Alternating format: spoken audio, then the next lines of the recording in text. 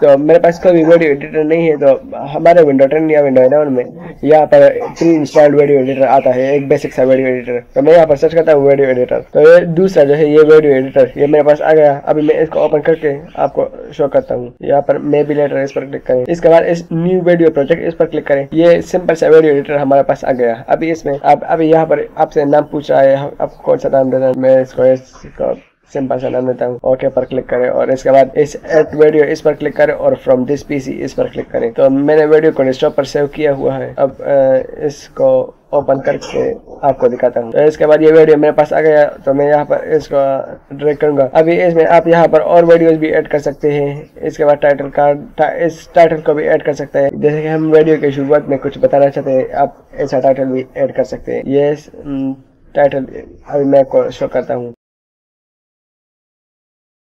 इसमें आप म्यूजिक भी ऐड कर सकते हैं, ये बैकग्राउंड म्यूजिक, इसका आप ट्रिम भी कर सकते हैं, स्प्लिट भी कर सकते हैं, टेक्स्ट भी ऐड कर सकते हैं। मैं टेक्स्ट ऐड करके दिखाता हूँ आपको। यहाँ पर ये टाइप योर टेक्स्ट हियर, इस पर टाइप करें और यहाँ पर आप जो भी टेक्स्ट लिखना चाहते हैं, तो मैं यहाँ पर लिखता हूँ। ये टेक्स्ट ये फॉर्मेट में आ गया। ये सब इसके स्टाइल है,